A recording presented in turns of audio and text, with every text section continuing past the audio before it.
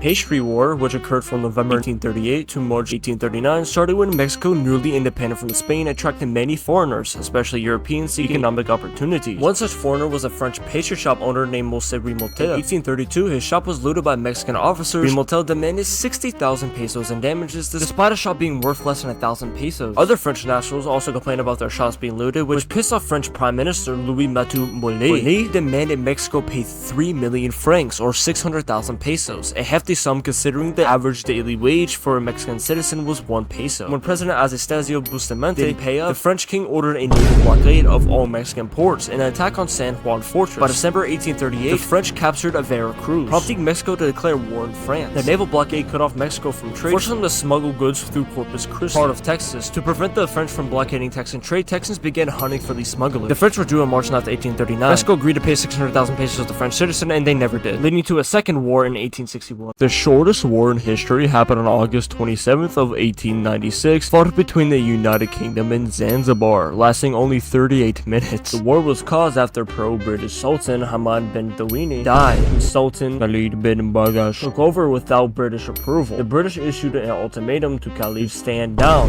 which he ignored by fortifying the palace. By 9 o'clock, the British had assembled a force of ships, marines, sailors, and local allies, and sent the fury of the Angel of Death upon the palace, quite literally, until it was nothing but dust. The Zanzibari forces suffered around 500 casualties, while the British only had 1 injured sailor. Sultan Khalid fled to German consulate and later to German East Africa. The British installed Sultan Hamad, marking the end of Zanzibar sovereignty and the beginning of significant British control. The War of the Golden Stool was a war in 1900 between the British and Ashanti Empire in West Africa. The Ashanti, having already faced British occupation in 1896, got fed up when British Governor Frederick Hodgson demanded the Golden Stool, a sacred symbol to the Ashanti. Hodgson made a speech in reference to the 1874 Peace Treaty of Fumia, which required the Ashanti people to pay 160,000 euros a year plus interest. Then they demanded the Golden Stool and claimed it the property of the Queen of England, which pissed off the Ashantis so bad that they prepared for war. Queen Mother Ya Ashanti War led the resistance, rallying both men and women to fight. Despite being outnumbered and outgunned, the Ashanti led siege to the British fort in Kumasi, cutting off supplies and communication. The British defenders held out in their fortified position until reinforcements arrived, leading to heavy casualties on both sides. Ultimately, the British suppressed the rebellion and annexed Ashanti territory, making it part of their empire. However, the Ashanti people managed to protect the Golden Stool, hiding it deep in the forest. The British continued to search for it unsuccessfully until 1921, when laborers accidentally discovered it. The Ashanti chiefs, including Ya Asante, were exiled and many died in captivity. Here are the casualties of war. War of Jenkins Ear was a war that started in 1739 when the British used the story of a captain's ear being cut off by a Spanish coast guard to justify war. The British wanted to expand their Caribbean empire and keep the profitable Asesento de Negros slave trade contract, which translates to English to mean agreement of the blacks. The war featured dramatic events like the 1741 Battle of Cartagena de Indias, where British forces suffered more from disease than from Spanish attacks. By 1742, the war mostly became part of the larger War of Austrian Succession, which was an absolute cosmic show in Europe, fighting over the inheritance of the land of the Habsburgs, which is way too long and complex to go over in this video. All we need to know is that it ended in 1748 with a peace treaty that left Spain's American territory safe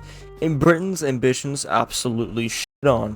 Pig War was a war that was caused over a pig. No shit. It was 1846 and the Oregon Treaty was signed after a border dispute. They divided evenly the Oregon country between the United States and Britain. Sounds fair and good until you look at the diabolical vagueness of the wording of the agreement that they signed. They decided the boundary would run in the middle of the channel, but didn't specify whatever that meant, the Harrow Strait or the Rosero Strait, causing mass confusion. The British and Americans each appointed a boundary commission in 1856 consisting of men who naturally disagreed on literally everything, never really coming to a clear decision on which territory is British or American. Pictures on both sides finally boiled over by 1859 when American lineman Cutler got so annoyed at a British-owned pig destroying his garden, he grabbed a gun and done shot that pig. Charles Griffin of the Hudson Bay accompanied them in $100 for compensation, and fucking lineman Cutler gave him only $10. General William S. Harney sent Captain George Pickett and 66 American soldiers to prevent the British from landing on San Juan Island. 461 American soldiers facing 2,140 British sailors and Marines. It don't look so good. Governor Douglas ordered Captain Hornsby to dislodge the Americans without starting a war, but Rear Admiral Baines wisely refused to escalate the conflict over a fucking pig.